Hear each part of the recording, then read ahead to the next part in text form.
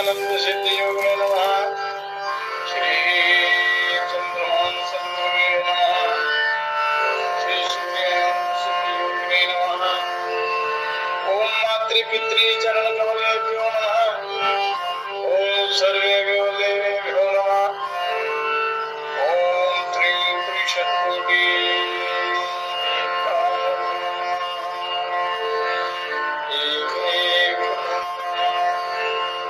सर्वेभ्यो देवेभ्यो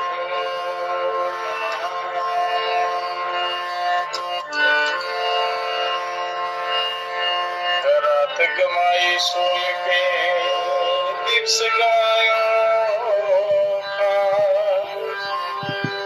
हीरा जन्म नमोन सा ठोनी बदले हीरा जन्म नमोन सा ठोनी बदले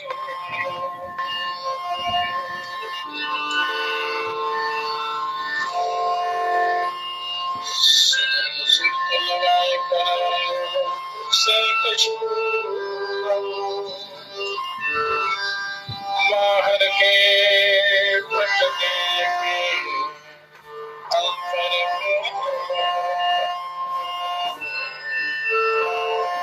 बाहर के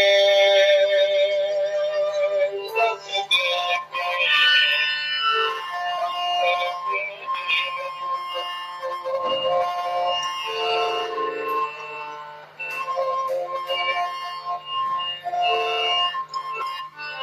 सदा भवानी गायने सनम रहे गणेश पांच देव रक्षा करे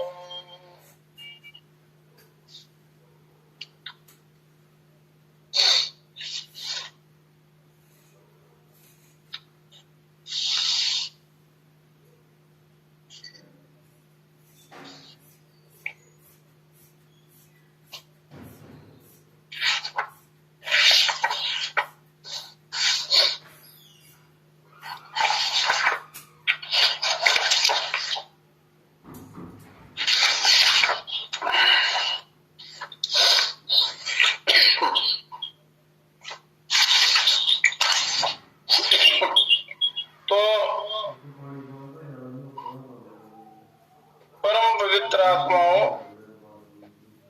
ज्ञान के बिना कल्याण नहीं होता। जैसे अनुभव के बिना, ज्ञान के बिना वो अनुभव नहीं होता और उसके बिना कल्याण नहीं होता। जैसे कल के प्रसंग में एक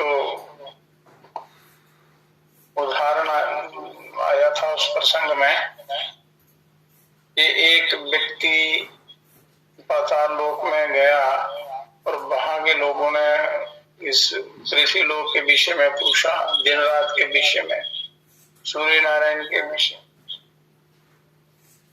और उन्होंने जब बताया पर उनको समझ नहीं आई, तो उन्होंने कहा कि बिन देखे आपको, बिना अनुभव किए आपको दिन रात और सूर्य नारायण का पता नहीं चलेगा, उनके प्रकाश का पता नहीं चलेगा। ऐसे ही पृथ्वी लोकवासी जो है उस ब्रह्म की प्राप्ति का उन्हें ज्ञान नहीं है और सुनी सुनाई बातों पर है। जब तक उनका अनुभव नहीं किया जाए तो कैसे उनका पता चलेगा, कैसे जानकारी होगी। इसलिए अनुभव के द्वारा स्वयं उनका साक्षात्कार किए बिना उनका पता नहीं चलता, ज्ञान नहीं होता। तो उसी प्रकार ज्ञान की 7 भूमिकाएं हैं जिस ज्ञान के द्वारा उस प्रभु को प्राप्त किया जा सकता है।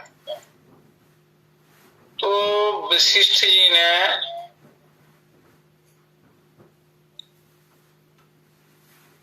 बतलाया है, वशिष्ठ जी ने कि ज्ञान भूमि शुभेच्छाख्या प्रथमा समुदायता विचारणा द्वितीया तो तृतीया तनुमानसा सत्वावपतिश्चतुर्थी स्यात् ततो संशक्ति नामिका पदार्थ भावना खष्टी सप्तमी तुर्यगा स्मृता। के ज्ञान की 7 भूमिकाएं हैं ज्ञान प्राप्ति की। उसके बाद उस आत्म ज्ञान के कल्याण की 7 भूमिकाओं का वर्णन करेंगे। सरल उपाय जो है उनका यहाँ वर्णन होगा। तो ज्ञान की पहली भूमिका है शुभेच्छा, दूसरी भूमिका है विचारणा, तीसरी भूमिका है तनुमानसा, चौथी भूमिका है सत्वापति, 5वीं है असंशक्ति और 6ठी है पदार्थ भावना और 7वीं है तुर्यगा। इस प्रकार ये ज्ञान की 7 भूमिकाएं मानी गई शास्त्रों में, क्योंकि हमारे लिए शास्त्र ही प्रमाण है। ध्यान से सुनना है। मुसाफिर जागते रहना, नगर में चोर आते हैं। अगर ध्यान नहीं दिया तो डाकू आपका धन माल ज्ञान सब लूट कर ले जाएंगे।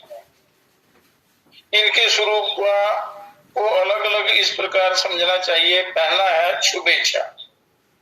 स्थिता किम मूढ़ों एवास्मि प्रेक्षे हम शास्त्र सज्जने वैराग्य पूर्व मिच्छेति शुभेच्छित उच्यते बुधे। कि मैं मूढ़ होकर ही क्यों स्थित रहूं? शुभेच्छा, ये शुभेच्छा है। मैं शास्त्रों और सत्पुरुषों के द्वारा जानकर, शास्त्रों के द्वारा और ये महापुरुष जिन्होंने साधना करके उनका साक्षात्कार किया है, उन सत्पुरुषों के द्वारा जानकर तत्व का साक्षात्कार करूंगा, तत्व का साक्षात्कार करूंगा। और इस प्रकार वैराग्य युक्त केवल मोक्ष की इच्छा होने को ज्ञानी जनों ने शुभेच्छा कहा। शुभेच्छा क्या होती है? उस ब्रह्म ज्ञान की प्राप्ति की इच्छा, ईश्वर प्राप्ति की इच्छा। अभिप्राय यह है कि समस्त अशुभ इच्छाओं का, चोरी, व्यभिचार, झूठ, कपट, छल, बलात्कार, हिंसा, अभक्ष्य भोजन, मद, मांस, मदिरा आदि का सेवन, दुर्व्यसन और प्रमाद आदि शास्त्र निषिद्ध कर्मों का मन, वाणी और शरीर से त्याग करना। मन, वाणी और शरीर से इनका त्याग करना। नाशवान, क्षण भंगुर, संसार के विषय भोग, स्त्री, पुत्र, धन आदि प्रिय वस्तुओं की प्राप्ति के उद्देश्य से तथा राग, संकट आदि की निवृत्ति के उद्देश्य से किए जाने वाले यज्ञ, दान, तप और उपासना आदि काम्य कर्मों को अपने स्वार्थ के लिए ना करना, परमार्थ की भावना से करना। मान बढ़ाई,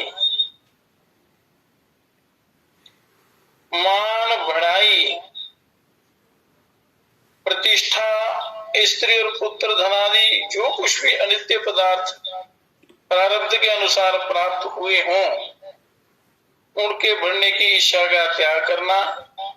अपने सुख के लिए किसी से भी धन आदि पदार्थों की अथवा सेवा करने की याचना ना करना और बिना याचना के दिए हुए पदार्थों को या की हुई सेवा को स्वीकार ना करना तथा किसी प्रकार भी किसी से अपना स्वार्थ सिद्ध करने की मन में इच्छा ना रखना।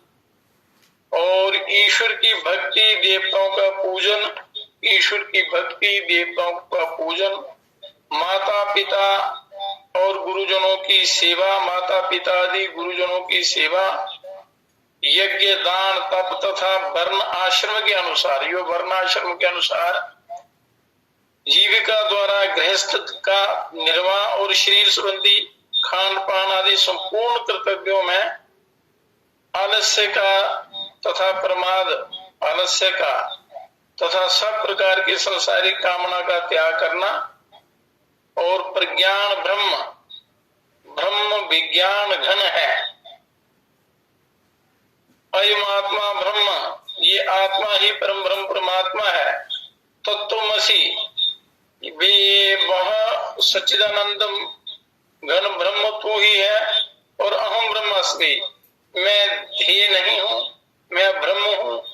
इस वेदांत वाक्यों का एकमात्र परमात्मा के तत्व रहस्य ज्ञान पूर्वक उनको प्राप्त करने की इच्छा से सत शास्त्रों में अध्ययन करना और श्रवण करना और सत्पुरुषों का संग करके उनसे इन महावाक्यों का श्रवण करना ही शुभेच्छा नाम की प्रथम भूमिका है। जो ये ज्ञान की प्रथम भूमिका चल रही है, जैसे ये सत्संग का प्रसंग चल रहा है, ये शुभेच्छा है। इसलिए इस भूमिका को श्रवण भूमिका भी कहा जाता है। तो ये श्रवण भूमिका है, ये ज्ञान की पहली भूमिका है। जैसे आप अपना ब्रह्म ज्ञान सुनाते हैं या यहाँ से जो ज्ञान चर्चा होती है, तो एक दूसरे के ज्ञान वर्धन के लिए ये श्रवण जो है ये सर्वोत्तम ज्ञान की पहली भूमिका है।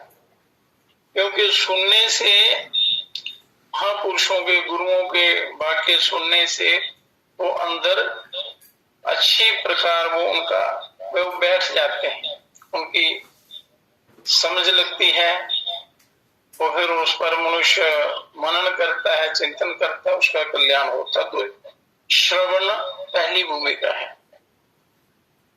तो अब दूसरी, इसको कहते हैं शुभेच्छा या श्रवण भूमिका। अब दूसरी है विचारना। पहली भूमिका ये हो गई और दूसरी शास्त्र सज्जन संपर्क वैराग्याभ्यास पूर्वकम सदाचार प्रवृत्तियां प्रोच्यते सा विचारणा। दूसरी विचारणा का विस्तृत विवरण यह है, शास्त्रों के अध्ययन, मनन और सत्पुरुषों के संग, ये तीन चीजें जो हैं, तथा विवेक वैराग्य के अभ्यास पूर्वक सदाचार में प्रवृत्त होना, सदाचार का पालन करना। कि जैसे मनुष्य का जन्म परिवार में होता है तो परिवार के क्या धर्म है, माता पिता के लिए बच्चों का क्या कर्तव्य है, माता पिता का क्या है, स्त्री पुरुषों के क्या कर्तव्य हैं, आचार विचार सदाचार, इन सब का पालन करते हुए अपना जीवन पवित्र बनाना, ये विचारना नाम की भूमिका कही जाती है। तो इस प्रकार से सत्पुरुषों के संग, सेवा और आज्ञा पालन से सतशास्त्रों के, सतशास्त्र शास्त्र के प्रकार के हैं, पर सत शास्त्र जो है उनके अध्ययन मनन से, अध्ययन से और मनन से, श्रवण से तथा दैवी संपदा रूप सद्गुण सदाचार के सेवन से पैदा हुआ विवेक ही विचारणा है। उसी को विचारना कहते हैं, उसका विवेचन ही विचारना है। और भाव यह है कि सत असत, मतलब सच्चे झूठ और नित्य नित्य वस्तु के विवेचन का नाम विवेक है। मतलब सच झूठ और नाशवान और सदा रहने वाली चीजों का जो उसका अच्छी प्रकार ज्ञान विवेक है। विवेक इनका भलीभांति पृथक्करण कर देता है, उनको अलग अलग पूर्ण स्पष्ट रूप से बता देता है। सब अवस्था में और हर वस्तु में हर प्रतिक्षण आत्मा और अनात्मा का विश्लेषण करते करते ये विवेक सिद्ध होता है। सच झूठ का इनका विश्लेषण करते करते ये विवेक आपका सिद्ध हो जाता है। जिसका कभी नाश ना हो, वह सत्य है, वही सत्य है, और जिसका नाश होता है वह असत्य है। भगवान ने कहा है ना सतो विद्यते भावो ना भावो विद्यते सता। उभयोरपि दृष्टे अंतन्यो तत्वदर्शिभिः कि असत वस्तु की सत्ता नहीं है, सत्य का अभाव नहीं है। इस प्रकार इन दोनों का ही तत्व ज्ञानी पुरुषों द्वारा देखा गया है, जिन्होंने तत्व ज्ञान को प्राप्त किया है, ईश्वर का साक्षात्कार किया है, उनको ये अनुभव हुआ है। इस नियम के अनुसार ये दृश्य जड़ पदार्थ है, जो हमें सारे संसारिक पदार्थ या ये सारा संसार, रंग बिरंगा संसार नजर आता है, वह उत्पत्ति विनाशशील होने के कारण असत है। मतलब नाश भी होता है, पैदा भी होता है, नष्ट भी होता है। परमात्मा ही एक सत्य पदार्थ है। सत्य जो है ईश्वर ही है। जीवात्मा भी उसका अंश होने के कारण सत्य है। जीवात्मा उसका अंश है। और अद्वैत सिद्धांत के अनुसार जीवात्मा और परमात्मा वस्तुतः एक ही है। कल के प्रसंग में भी ये आया, जीवात्मा और परमात्मा एक है। जीव को माया की उपाधि के संबंध से उनका भेद प्रतीत होता है, क्योंकि माया की उपाधि का जो संग है, शरीर से जब इस आत्मा का संग होता है, जीवात्मा कहलाता है। जैसे महाकाश एक होते हुए भी घड़े की उपाधि के संबंध से घटाकाश और महाकाश अलग अलग मालूम होता है, परंतु आकाश एक ही है, पर उपाधि भेद से वो अलग अलग महसूस होता है। वस्तुतः घटाकाश महाकाश एक ही है, उसमें कोई अंतर नहीं है। इसी प्रकार जीवात्मा परमात्मा वास्तव में एक ही है। इस तत्व को समझ लेना विवेक है।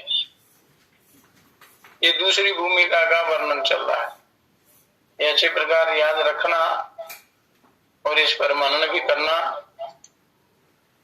इस विवेक के द्वारा जब सत असत और नित्य अनित्य का अलग अलग ज्ञान हो जाता है, तब असत और अनित्य से आसक्ति हट जाती है। असत और अनित्य से जो नाशवान चीजें हैं और जो झूठ है, इनसे आसक्ति हट जाती है, और इस लोक और परलोक के संपूर्ण पदार्थों में और कर्मों में कामना और आसक्ति का ना रहना ही वैराग्य है। ये महर्षि पतंजलि जी ने कहा।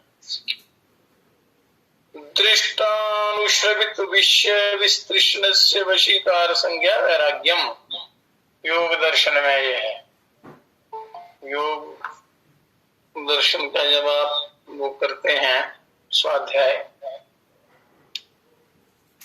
तो उसमें ये आता है। स्त्री पुरुष धन भजन मान भवन मान बड़ाई आदि श्लोक के और स्वर्ग आदि लोकों के परलोक के संपूर्ण विश्व में तृष्णा रहित होना, तृष्णा रहित हुए चित्त की जो वशीकार अवस्था होती है, उसका नाम वैराग्य है। अभ्यास और वैराग्य के द्वारा आप अपना उद्धार कर सकते हैं। समस्त इंद्रियों और विषयों के संग से पैदा होने वाले जितने भी भोग हैं, वे सब अनित्य हैं, किंतु अज्ञान से अनित्य में नित्य बुद्धि होने के कारण विषय भोग आदि नित्य प्रतीत होते हैं। ज्ञान के कारण जो विषय भोग है, उसमें मनुष्य आनंद का अनुभव करता है, इसलिए उसको अनित्य मानकर उनसे वैराग्य करना चाहिए। संसारिक पदार्थों को अनित्य अनित्य जो नाशवान चीजें होती हैं। तो गीता में भगवान ने कहा है, मात्रा स्पर्शास्तु कौन्तेय शीतोष्ण सुख दुखदाः आगमा पायुनो अनित्या स्थिति भारत। हे कुंती पुत्र अर्जुन, सर्दी गर्मी सुख दुख देने वाले इंद्रियों और विषयों के संयोग तो पैदा होने वाले और विनाशशील और अनित्य हैं, इसलिए हे भारत उनको तू सहन कर, ये अपने आप नष्ट हो जाएंगे। और क्योंकि क्योंकि हे पुरुष श्रेष्ठ, दुख सुख को समान समझने वाले जिस धीर पुरुष को जो इंद्रिय और विषयों के संयोग व्याकुल नहीं कर सकते, वह मोक्ष के योग्य होता है। अन्यथा मोक्ष पूरी बातों से वो कल्याण नहीं होता, मोक्ष नहीं होता, उनसे मोक्ष होता। अतः वैराग्य की प्राप्ति के लिए संसार के विषय भोगों को अनित्य और दुख रूप समझकर उनमें आसक्ति रहित तो होना परम आवश्यक है। यो समझकर ही विवेकी मनुष्य उनमें नहीं रमता। और भगवान ने कहा है कि यही संस्पर्शजा भोगा दुख योन्या एवते आद्यंत बनता कौंतेय ना तेषु रमते बुधा। ये जो इंद्रिय और विषयों के संयोग से पैदा होने वाले सारे भोग हैं, यद्यपि विषय पुरुषों को सुख रूप भासते हैं, जो विषय भोगी पुरुष हैं उनको बड़े प्यारे लगते हैं, सुख रूप लगते हैं, तो भी दुख के ही हेतु हैं। ये दुखों का मूल कारण है और आदि अंत वाले अर्थात अनित्य है, नाशवान है। इसलिए हे अर्जुन, बुद्धिमान विवेकी पुरुष उसमें नहीं रमता। जो बुद्धिमान है उनमें मन नहीं लगाता। जो मूर्खानंद है वो बस उन विषय भोगों में रमते रहते हैं। तो इस प्रकार विवेक वैराग्य हो जाने पर सबका चित्त निर्मल हो जाता है और चित्त निर्मल हुए बिना वो शांति नहीं मिलती, उस परमात्मा का साक्षात्कार नहीं होता, आत्मानंद की अनुभूति नहीं होती। उसमें क्षमा, सरलता, पवित्रता तथा प्रिय अप्रिय की प्राप्ति में समता आदि गुण आने लगते हैं चित्त निर्मल होने पर। और उसके मन, इंद्रिय और शरीर विषयों से हटकर वश में हो जाते हैं। फिर उसे गंगा तट, तीर्थ स्थान, गिरी, गुफा, वन आदि एकांत देश का सेवन ही अच्छा लगता है। उसके ममता, राग, देश, विक्षेप और मान बढ़ाई आदि सभी उनका मान बढ़ाई आदि का अभाव हो जाता है, उन ईर्ष्या का अभाव सा हो जाता है। विषयों का अभाव ही शांति का मूल कारण है। विषय भोगों से स्वाभाविक ही उपरति हो जाती है और विवेक वैराग्य के प्रभाव से वह नित्य परमात्मा के स्वरूप के चिंतन में लगा रहता है। और जैसे जैसे अभ्यास उसका बढ़ता है तो उनको उस परमात्मा का साक्षात्कार हो जाता है। भगवान ने गीता में ज्ञान के साधन बतलाते हुए कहा है कि श्रेष्ठता के अभिमान का अभाव, अगर आपके अंदर कोई योग्यता आती है, श्रेष्ठता आती है, ज्ञान आता है, बड़ा वैभव आ जाता है, तो उसमें अभिमान का अभाव होना चाहिए, दंभाचरण का अभाव, किसी भी प्राणी को किसी भी प्रकार भी ना सताना, क्षमा भाव, मन वाणी आदि की सरलता, श्रद्धा भक्ति सहित गुरु की सेवा। गुरुओं की सेवा के बिना सच्चा विवेक नहीं होता। बाहर भीतर की शुद्धि, अंतःकरण की स्थिरता, बाहर और भीतर की, अपने बाहरी वातावरण की भी शुद्धि और अंतःकरण की भी शुद्धि, अंतःकरण की स्थिरता और मन इंद्रियों सहित शरीर का निग्रह है। निग्रह भी बड़ा जरूरी है। ये नहीं है कि ज्ञान हो गया और जो मर्जी करो, ऐसा नहीं। ज्ञान होता ही नहीं है बिना संयम के।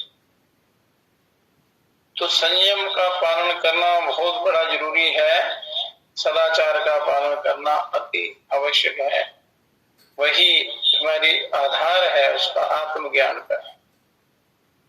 इस लोक और परलोक के संपूर्ण भोगों में आसक्ति का अभाव और अहंकार का भी अभाव, जन्म मृत्यु, जरा और रोग आदि में दुख और दोषों का बार बार विचार करना, और पुत्र, स्त्री, घर और धन आदि में आसक्ति का अभाव रखना, ममता का ना होना तथा प्रिय और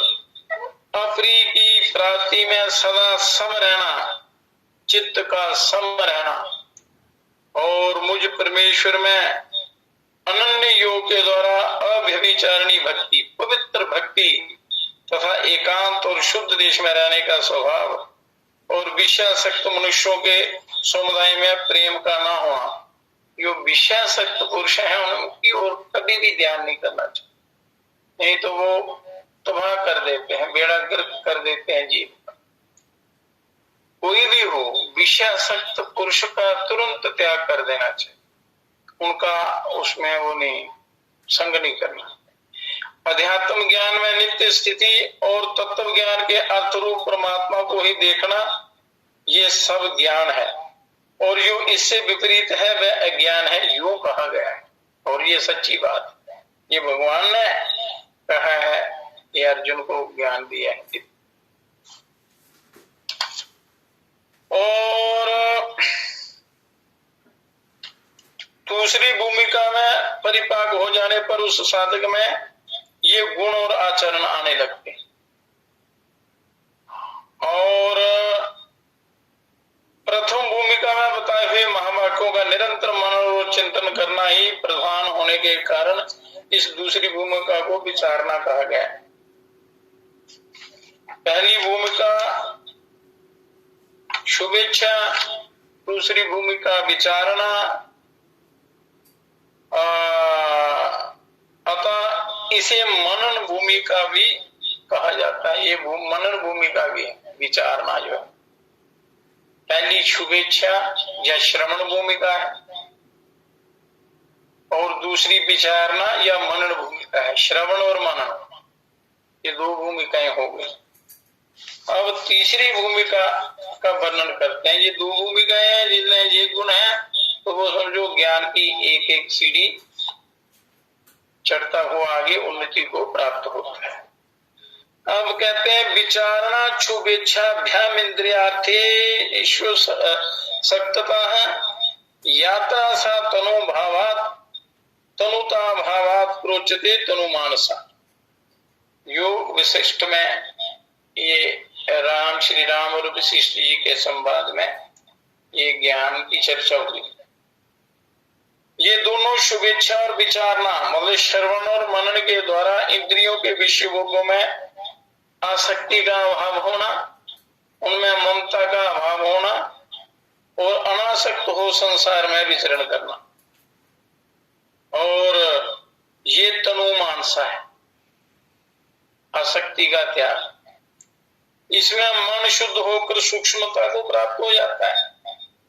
तनु मानसा का अभ्यास करेंगे तो मन सूक्ष्म शुद्ध हो जाता है और सूक्ष्मता को प्राप्त होता है, इसलिए इसे तनु मानसा कहते हैं।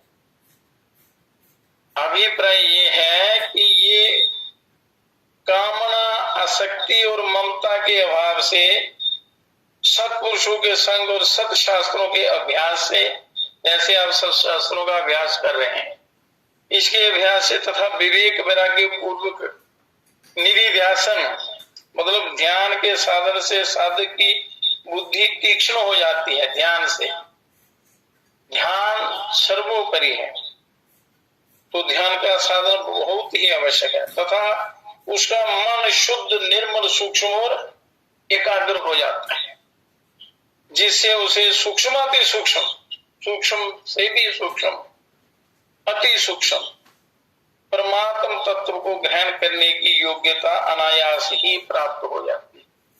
तीसरी भूमिका का पालन करने से, ध्यान करने से ईश्वर प्राप्ति की योग्यता प्राप्त हो जाती है। और इसी को तनुमानसा भूमिका कहा गया है। इस तीसरी भूमिका में स्थित साधक के अंतःकरण में संपूर्ण अवगुणों का अभाव होकर स्वाभाविक ही अहिंसा, सत्य, अस्तेय, ब्रह्मचर्य, अपरिग्रह, अनुसूया, अमानिता, निष्कपटता, पवित्रता, संतोष, क्षाम, दाम, समाधान, तेज, क्षमा, दया, धैर्य, अद्रोह, निर्भयता, निरअहंकारता, शांति, समता आदि सद्गुणों का आविर्भाव हो जाता है। ये सब चीजें आ जाती। फिर उसके द्वारा जो भी चेष्टा होती है वह सब सदाचार रूपी होती है, फिर वो गलत कर ही नहीं सकता। तथा उस साधु को संसार के संपूर्ण पदार्थ माया के कार्य होने से सर्वथा अनित्य हैं और एक सच्चिदानंद घन परमात्मा ही सर्वत्र समभाव से परिपूर्ण है, ऐसा दृढ़ निश्चय होकर शरीर सहित संसार के संपूर्ण पदार्थ और कर्मों में उसकी वासना का भी अभाव हो जाता है। अंतःकरण बिल्कुल निर्मल हो जाता है, वासना का क्षय हो जाता है। भाव ये है कि उसके अंतःकरण में उसके चित्र संस्कार रूप से भी नहीं रहते और शरीर में अहम भाव तथा मन वाणी और शरीर द्वारा होने वाले संपूर्ण कर्मों में कर्तापन का अभिमान नहीं रहता। उसके सारे कर्म पवित्र हो जाते हैं, जो शास्त्रानुकूल होते हैं। ये नहीं है कि वो पाप कर्म करेगा तो वो कर्म पवित्र हो जाएंगे।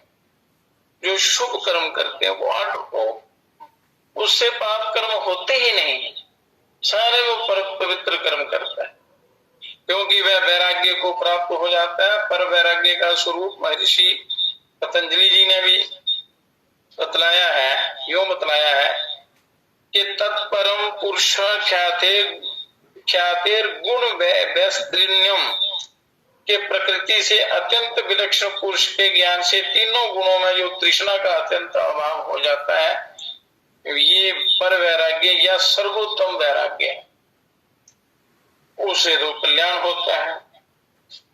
अब प्रकृति से अत्यंत विलक्षण पुरुष के ज्ञान से तीनों गुणों में जो तृष्णा का अत्यंत अभाव हो जाता है, ये पर वैराग्य या सर्वोत्तम वैराग्य है। और दूसरी भूमिका में स्थित पुरुष की तो विषयों का विशेष संसर्ग होने से कदाचित उनमें कुछ आसक्ति हो भी सकती है, परंतु इस तीसरी भूमिका में पहुंचे हुए पुरुष की तो विषयों के साथ संसर्ग होने पर भी उसमें आसक्ति नहीं होती। जो व्यक्ति ध्यान करता है या जिसके ये गुण बताए, ये तीसरी भूमिका और ऊंची परमात्मा की तरफ ले जाने वाली हो। उनका विषयों के साथ अगर वो उसका संसर्ग हो भी जाता है तो उसमें उनकी आसक्ति नहीं होती, उनको त्याग देता है, क्योंकि उसके निश्चय में एक सच्चिदानंद घन परमात्मा के सिवा अन्य कोई वस्तु रहती ही नहीं। तो इसलिए वो चीजें उसका कुछ भी नहीं बिगाड़ सकती। अतः पर वैराग्य हो जाने के कारण उसके अंतःकरण की वृत्तियां संपूर्ण संसार से अत्यंत उपरत हो जाती है। यदि किसी काल में कोई स्फुरना हो भी जाती है तो भी उसके संस्कार नहीं जमते, उस पर वो अपना असर नहीं डाल सकते, क्योंकि उसकी एक सच्चिदानंद घन परमात्मा के स्वरूप में ही निरंतर गाढ़ स्थिति बनी रहती है, जिसके कारण उसे कभी कभी तो शरीर और संसार का विस्मरण होकर समाधि सी हो जाती है, ऐसा अनुभव होता है। ये सब लक्षण परमात्मा की प्राप्ति के अत्यंत निकट पहुंच जाने पर होते हैं, जब मनुष्य परमात्मा के समीप पहुंच जाता है, अत्यंत निकट हो जाता है। तो सच्चिदानंद घन परम ब्रह्म परमात्मा का चिंतन करते करते उस परमात्मा में तन्मय हो जाना तथा अत्यंत वैराग्य और उपरति के कारण परमात्मा के ध्यान में ही नित्य स्थित रहने से मन का विशुद्ध होकर सूक्ष्म हो जाना ही तनु मानसा नाम की तीसरी भूमिका है, ये ज्ञान की। अतः इसे निधि ध्यासन भूमिका भी कह सकते हैं। अब ये तीन हो गई, शुभेच्छा, विचारना, तनु मानसा। इनके दूसरे नाम है श्रवण, मनन और निधि ध्यासन। ये तीन चीजें शास्त्रों में बड़ी आवश्यक बतलाई है मनुष्य के लिए, श्रवण, मनन और निधि ध्यासन। ये तीनों भूमिकाएं साधन रूपा हैं और इनमें संसार से कुछ संबंध रहता है। अतः यहाँ तक साधक की जागृत अवस्था मानी गई है। इन तीन भूमिकाओं तक साधक की जागृत अवस्था होती है।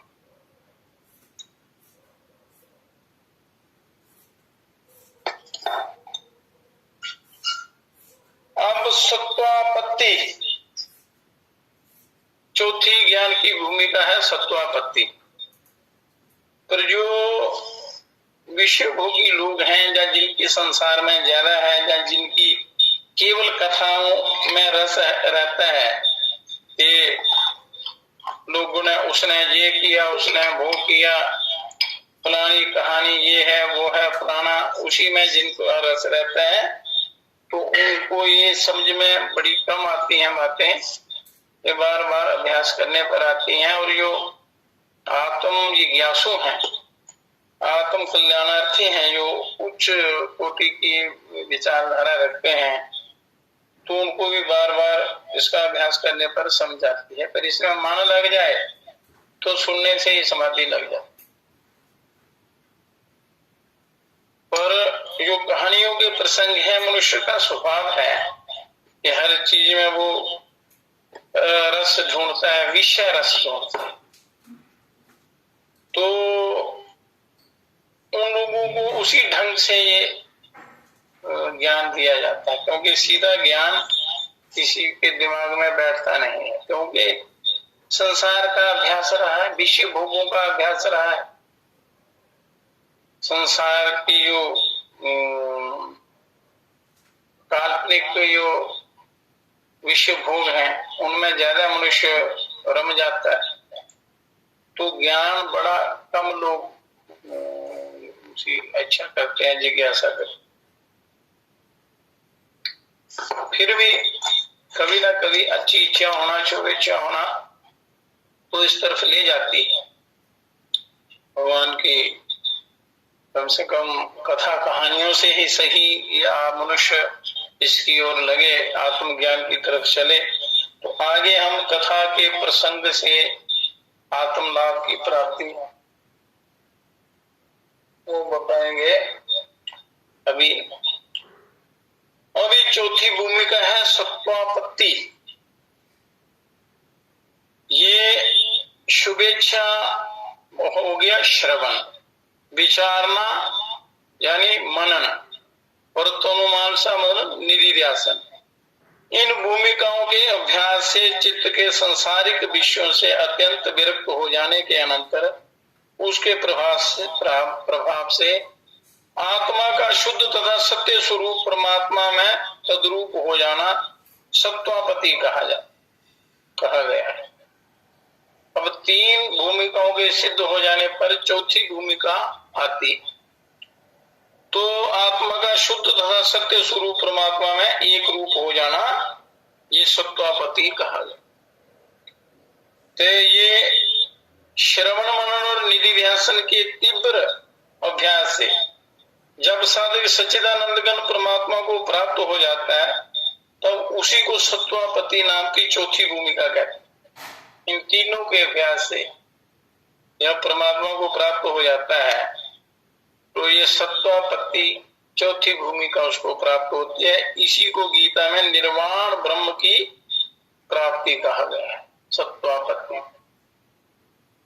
यो अंता सुखो अंतरात्मस्थता अंतर्ज्योतिरेव चा अंतर्ज्योतिरेव या सा योगी ब्रह्म निर्वाणम ब्रह्म भूत्वादि गच्छति। कि जो पुरुष आत्मा में ही सुखी है, आत्मा में ही रमण करता है और जो आत्मा में ही ज्ञानवान है, वह सच्चिदानंद घन परम ब्रह्म परमात्मा के साथ एक ही भाव को प्राप्त मैं ही ब्रह्म हूँ इस प्रकार अनुभव करने वाला ज्ञान योगी शांत ब्रह्म को प्राप्त हो।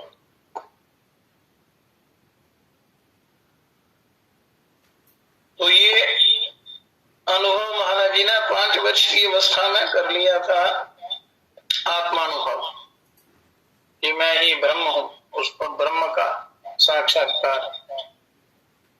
वो अपने आत्म कथा में वो उन्होंने लिखा है योग विद्या नामक पुस्तक में, और भी है, उन्होंने हस्तलिखित हुई पुस्तकें हैं, अपने जो अभ्यास लिखे।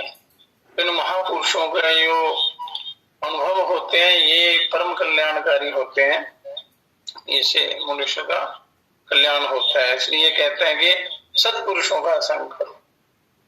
जिस प्रकार गंगा जमुना आदि सारी नदियां बहती हुई अपने नाम रूप को छोड़कर समुद्र में विलीन हो जाती, सारी नदियां समुद्र में जाकर मिलती हैं, भाव नाम रूप सब वो समुद्र रूप हो जाती हैं।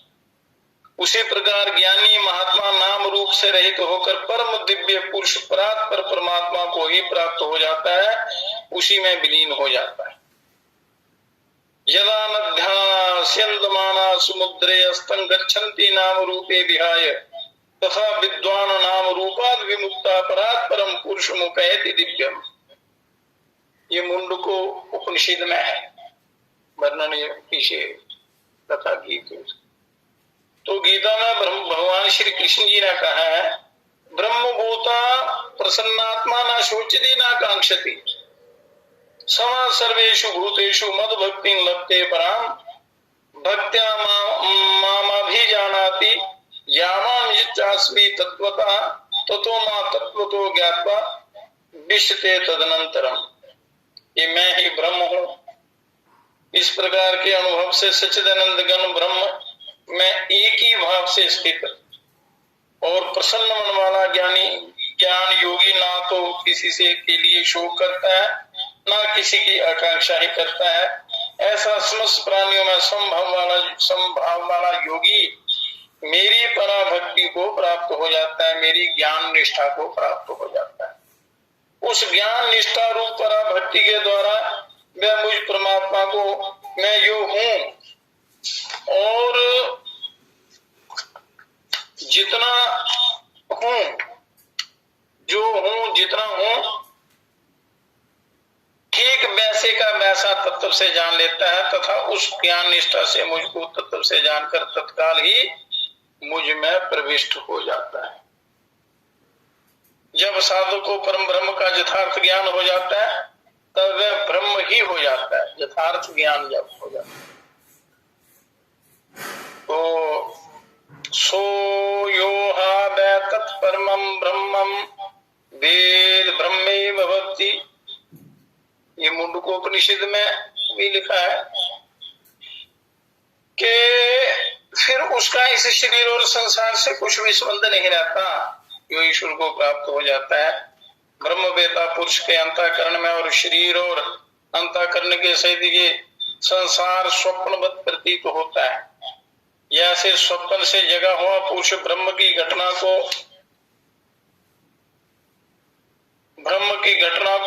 मन की कल्पना मात्र समझता है, मन की कल्पना मात्र समझता है स्वप्न की घटना को, वैसे ही उस ब्रह्म वेता के अंतःकरण में जो संसार कल्पना मात्र प्रतीत होता है वास्तव में है कल्पना मात्र ही, पर गहरा संबंध होने के कारण यह सच्चा प्रतीत होता है। इस संसार की काल्पनिक सत्ता प्रतीत होती है स्वप्न में, और इसमें इतना ही अंतर है कि स्वप्न का समय तो भूतकाल है और संसार की स्वप्नवत प्रतीति का समय वर्तमान काल है। तथा स्वप्न में तो जो मन बुद्धि थे वह वर्तमान में भी इस जीवात्मा के साथ संबंधित है, किंतु जब मनुष्य ब्रह्म को प्राप्त हो जाता है, उस ब्रह्म को परमात्मा को प्राप्त हो जाता है, तब उसके मन बुद्धि इस शरीर में ही रह जाते हैं, वो आगे चला जाता है और इस ब्रह्म वेता के साथ ब्रह्म में संबंधित नहीं होते, और इसलिए ब्रह्म की दृष्टि से तो इस संसार का अत्यंत अभाव है। ब्रह्म की दृष्टि से ये संसार का अभाव है ही ये अभाव रूप संसार। तो वास्तव में तो ब्रह्म के कोई दृष्टि ही नहीं है, केवल समझाने के लिए उसमें दृष्टि का आरोप किया जाता है, समझाने की दृष्टि से। ब्रह्म की दृष्टि तो केवल एक ब्रह्म ही है और उसके सिवा अन्य कुछ भी नहीं। ब्रह्म वेता के शरीर का जो अंतःकरण है उसमें इस संसार का तो अत्यंत अभाव और सच्चिदानंद घन ब्रह्म का भाव प्रत्यक्ष है। और ये ब्रह्म वेता का अनुभव है। इसी अनुभव के बल पर शास्त्रों में कहा गया है कि एक सच्चिदानंद घन परमात्मा वो ब्रह्म के सिवा अन्य कुछ भी नहीं। तो जो ब्रह्म को प्राप्त हो जाता है नहीं बन जाता है। श्रुति में भी कहा गया है ब्रह्मेव सन ब्रह्म ब्रह्मापेति, ये ब्रह्म ही होकर ब्रह्म को प्राप्त होता है, इसलिए वह लौट कर नहीं आता। श्रुति कहती है कि जो ऐसी साधना करता है वो ब्रह्म होकर ब्रह्म को प्राप्त होता है और फिर इस मृत्यु रूपी संसार सागर में नहीं आता। ना चा पुनरावर्तते ना चा पुनरावर्तते, फिर वह कभी नहीं लौटता, फिर वह कभी नहीं लौटता। दो बार इसलिए कहते हैं कि वो उसकी सत्यता प्रकट कर लेंगे। जब ब्रह्म की दृष्टि में सृष्टि का अत्यंत अभाव है तब ब्रह्म ही हो जाने पर लौटकर कौन कैसे कहाँ आवेगा इस मृत्यु लोक में, फिर वो नहीं आता। गीता में भी बतलाया गया है कि जिसका मन तद्रूप हो जाता है, जिनकी बुद्धि तद्रूप हो रही है और सच्चिदानंदघन परमात्मा में ही जिनकी निरंतर एक ही भाव से स्थिति है, ऐसे तत्परायण पुरुष ज्ञान के द्वारा पाप रहित होकर पुनरावृत्ति को प्राप्त होते हैं, अर्थात पुनः ना लौटने वाली परम गति को प्राप्त होते हैं। भाव यह है कि उसका मन ब्रह्म रूप हो जाता है, पूर्ण आनंद, अपार आनंद, शांत आनंद, घन आनंद, अचल आनंद, ध्रुव आनंद, नित्य आनंद, बोध स्वरूप आनंद, ज्ञान स्वरूप आनंद, परम आनंद, महान आनंद, एक आनंद ही आनंद परिपूर्ण है। एक आनंद के अतिरिक्त और कुछ भी नहीं है वहां। इस प्रकार ब्रह्म के स्वरूप का मनन करते करते जब मन तन्मय ब्रह्ममय हो जाता है तब उसको तदात्मा कहते हैं। तो इस प्रकार से विशेषणों से विभूषित ब्रह्म का मनन करते करते जब मन ब्रह्म में विलीन हो जाता है और उन विशेषणों की आवृत्ति के प्रभाव से ब्रह्म के विशेष रूप का बुद्धि में अनुभव हो जाता है, उस दिव्य प्रकाश का, जिसका इन शब्दों में वर्णन नहीं किया जा सकता, ऐसे उसका अनुभव हो जाता है। तब बुद्धि के द्वारा अनुभव किए हुए उस ब्रह्म के विशेष रूप को लक्ष्य बनाकर जीवात्मा उस ब्रह्म का ध्यान करता है, उस ईश्वर का ध्यान करता है। जहां ब्रह्म तो ध्येय है, ध्यान करने वाला साधक ध्याता है और बुद्धि की वृत्ति ही ध्यान है। और इस प्रकार ध्यान करते करते जब बुद्धि उस ब्रह्म में विलीन हो जाती है तब उसे तद बुद्धि कहते हैं।